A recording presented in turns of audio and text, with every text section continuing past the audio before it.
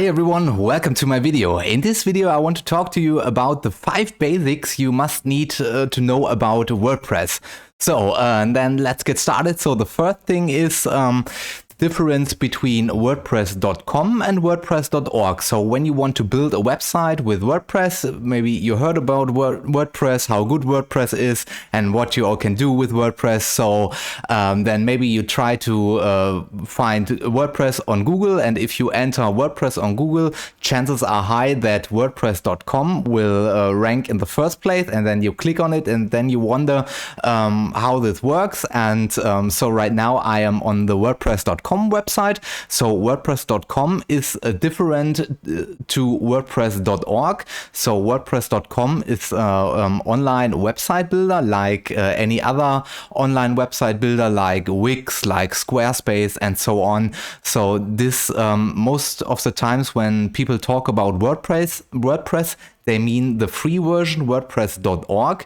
So WordPress.org is the version where you have to download the software and install it on your server. So when you have to buy a hosting and a domain name separately and then install WordPress.com, the free version, the open source software on your own server.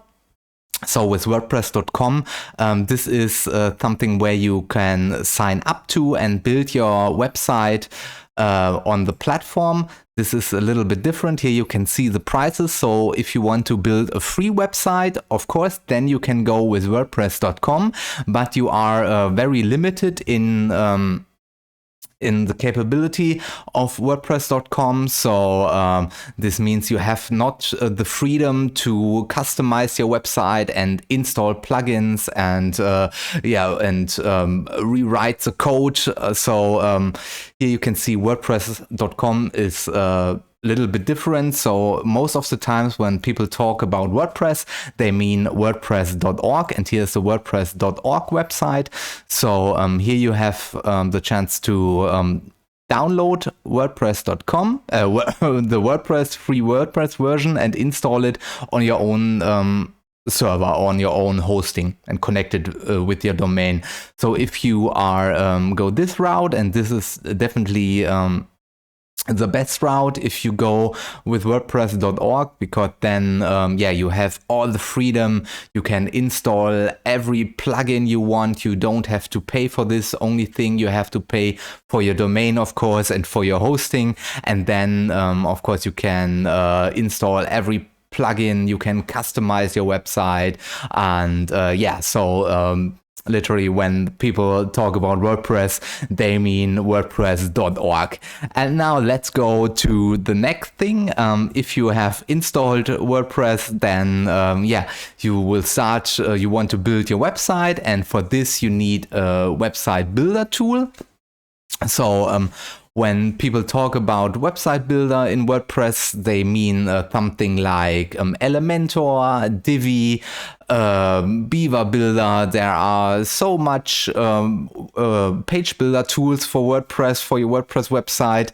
It is, you can choose a lot of different page builder tools. You can test them, and you can choose whatever you like. I think one of the best page builder tools out there is Elementor and Elementor Pro. So if you want to build a simple website, or you want to build an e-commerce store, you can go with Elementor. This gives you all the freedom to customize it. So it's a really cool page builder tool. You can drag and drop elements. And of course, if you want to learn this, then you can go to YouTube and search for Elementor tutorials, or you can search on Google for a good blog post that explains everything, how you can build websites with the different page builder tools. Yeah, let's go to my third topic here, WordPress. This is WordPress security. So of course you need some kind of security tool when you're building a WordPress website or an e-commerce store with WordPress or WooCommerce. Then you definitely need a security measurement, because there are many bad persons out there, many hackers, many attackers that want to hijack your WordPress website, and they want to infect your WordPress WordPress website with, for example, malware or viruses, or take over your website and make redirects or something like this. So it's definitely worth it to install a WordPress security tool to minimize the risk of getting hacked or getting infected with malware or something like this. So this is my third tip, and let's go to my fourth tip here. So my fourth tip is I want to talk to you about WordPress support. So if you need support, then it's really hard to find support for your website. So WordPress.org doesn't have any support because WordPress. The WordPress software is open source, so everyone can contribute to the software, and there is no real support from the WordPress company. So if you need support, you have to go to, for example, or you have to search on Google for your problem, or even you can hire a freelancer via Upwork or Fiverr, for example, and then you can ask them to help you with your website problems, but there is no real WordPress support. So that is what I want you to know, that if you have a problem with your website, you have to contact a third party to help you out with this. And then let's go to the fifth and last tip I want to give you here. So if you have a WordPress website, or if you want to build a WordPress website or an e-commerce store with WordPress and WooCommerce, then it's definitely good that if you have a backup tool, if you have a backup plan, because it can happen that your website will break, or you have a strange error on your website, or you click a wrong button and then you delete some file, or you change the code or whatever, and then your website is broken. And for this there are many good backup tools out there.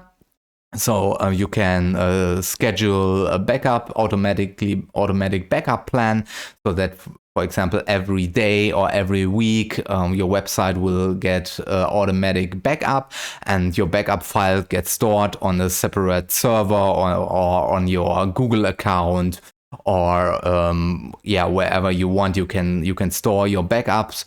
And there are some different tools. So my favorite tool for backups is definitely Updraft Plus. So it's really easy. You can set the schedule for the backups. You can set daily backups, weekly backups, manual backups, or monthly backups, or whatever backup plan you prefer.